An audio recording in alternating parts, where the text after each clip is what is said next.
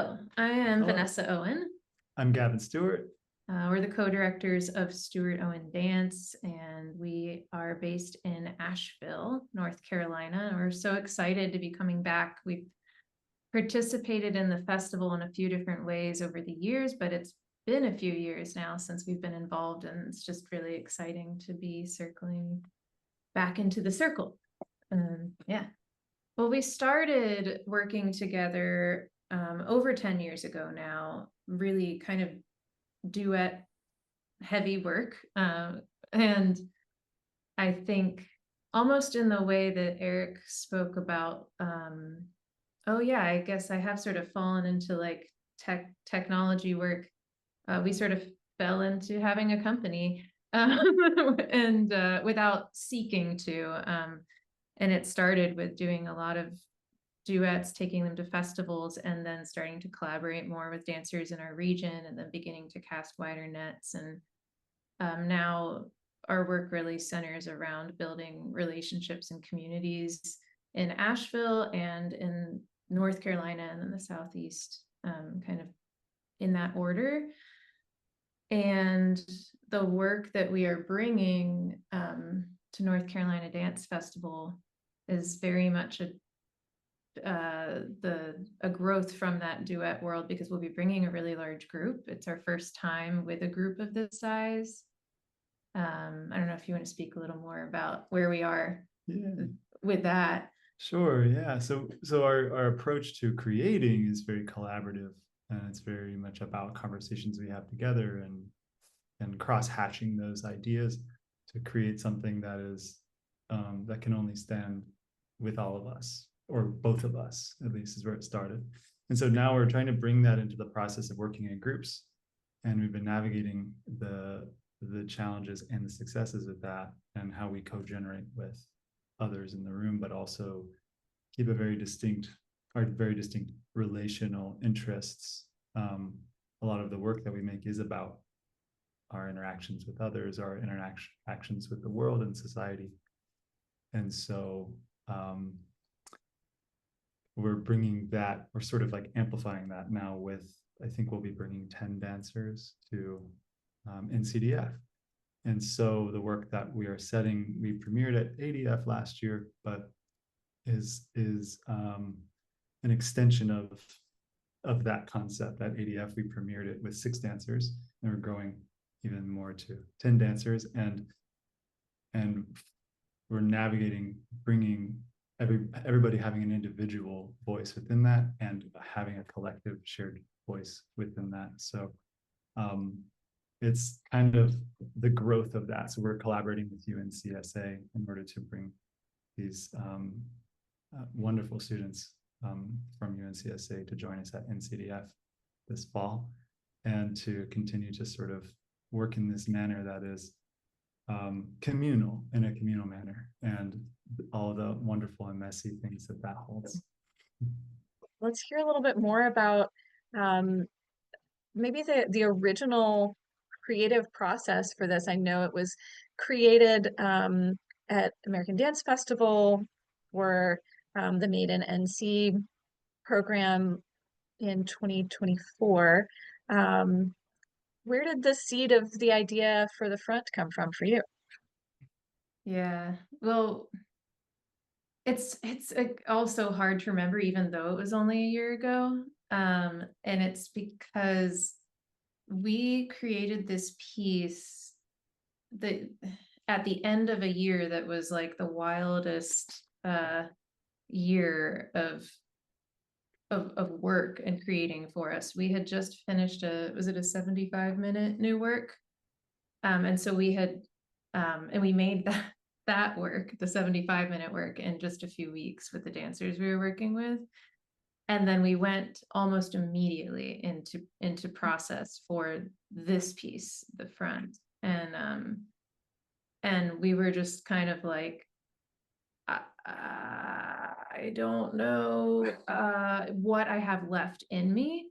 And then I think the result of that was something actually quite honest, that maybe more honest than what we would typically veer towards, and because we almost Well, the piece quite broadly is about like masking and the masks that we wear to move through the world, sometimes in a helpful way and sometimes in a destructive way. And then, what is it when you peel the mask off? Who are you?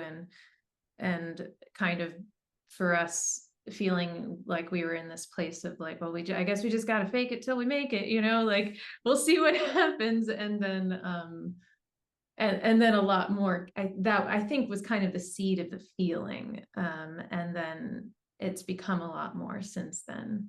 Yeah. I think we can all relate to the fake it till you make it idea. And that's something that we kind of search for, these universal themes, so that what we're making has a foothold into the viewer if they're able to connect to what the themes are, at least.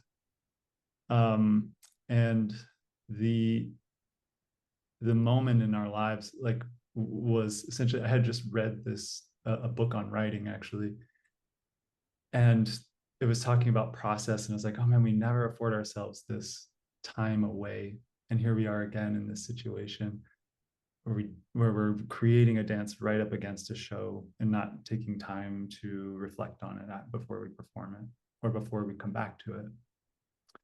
And so we try to actually just meditate on our personal experience, as Vanessa said, to draw from, essentially to write what we know, to make what we know. And at that point, it was just dance and working in dance.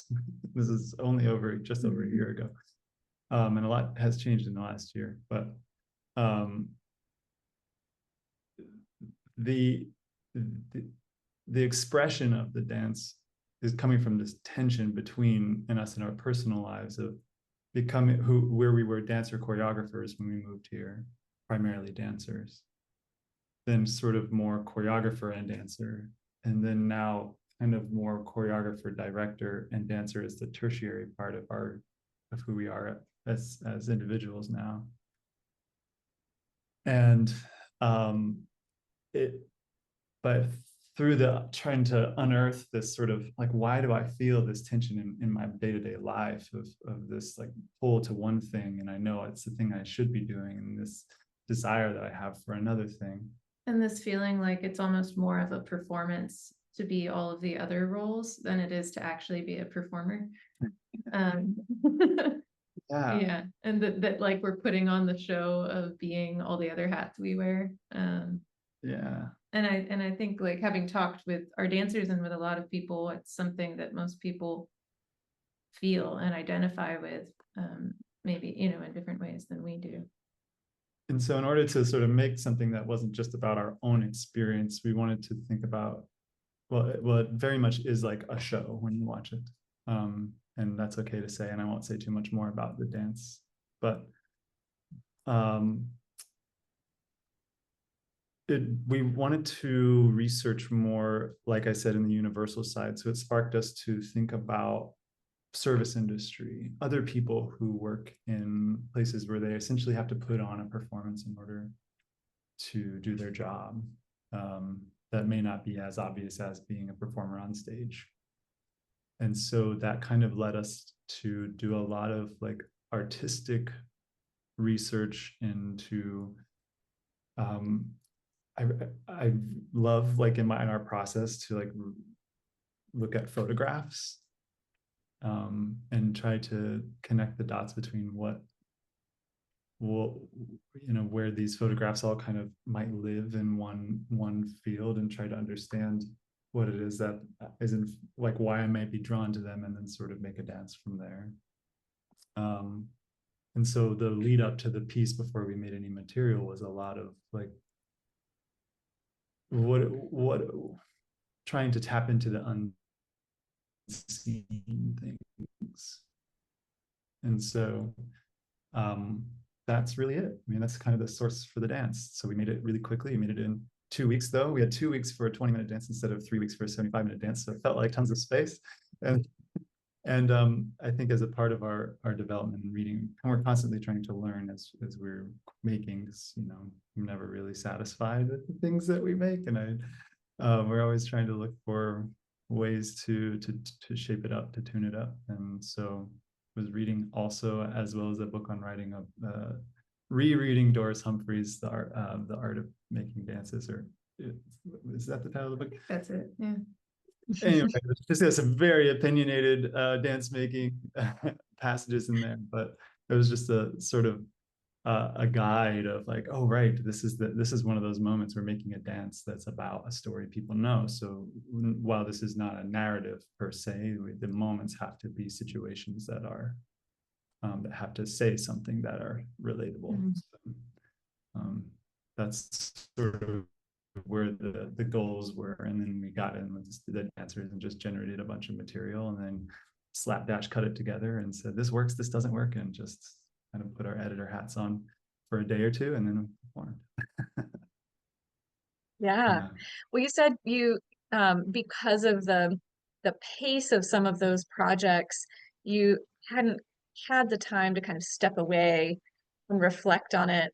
You're resetting this work this year on Mhm. students at UNCSA, and sort of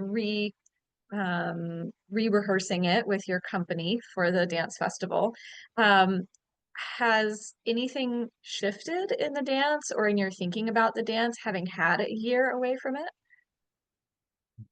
Yeah, it's really interesting. Some parts are almost, so we're here right now with the students, and the biggest change is that the casting here at UNCSA is a cast of 11. It's 2 casts of 11, so it's double cast. And we do like to do these sort of co-generative processes. So the moments that are solos and duets and are like interactive and are sort of the behind the mask moments are reimagined using scores from what our company did, but we gave those same scores to these dancers, and some of it looks so similar and some of it's wildly different on the students. The group work is quite similar, and there's really only one section of the piece when we rewatched it that we were like, you know, that's just not quite right. But a lot of it we really wanted to leave because I think because it did come from an honest place when we made it. We were trusting our instincts a lot more than we usually would. And so, yeah, a lot of it, I think we left more of it than we would have with some of our other pieces that we did through longer processes, which is very interesting. And then we'll rework it when we bring the company together with a few of these students, and that'll be some sort of melding a third version between the original and the UNCSA version. And I'm really excited about that as well. I think it'll be closer to the version, you know, with the company, but with some of these beautiful new ideas that we've collaborated with the students on. Yeah. The wonderful exercise. It's been a wonderful exercise for us to understand what is important about the dance we made and what's unimportant about the dance we made, and to kind of be in that rigorous process of discovering that, rediscovering that, is really honestly a gift and a luxury. So feeling very privileged to have this opportunity a couple of times this fall to like dig even further with each iteration. I think the notion that we have to understand everything is limiting sometimes, but that the seeking of understanding something can actually be quite liberating. So we can, as you're saying, leaning into the uncertainty there and just trying to come to the root of maybe why you feel uncertain about it. That's enough. I don't know, Vanessa, I think you said you had something to say too. I think often about, like, if you go on a hike or if you sit on a mountaintop and you're watching nature, you don't need to understand all of it to appreciate it. We have a tradition around this. Like, we all know, like, right, I'm supposed to sit here and just take it in. And for some people that's harder than for others, but I think most people kind of understand the process of that. And I think watching dance is very similar. And that what makes it a little more challenging is, especially now and this time, is we're used to watching bodies virtually a lot. And the idea of watching an entire body has a few sort of can have some odd connotations in American culture of like, here are the only things I would watch a body for. And I won't list them right now, but we could probably imagine. And I think we can just watch a body the way we can watch a tree. And maybe, but it might maybe get even something much deeper from it. Because it's something that we can relate to. Even if we don't understand what it is, we can all relate to vigor or ease or hope or, tension. Like these are all things we all feel. So, yeah.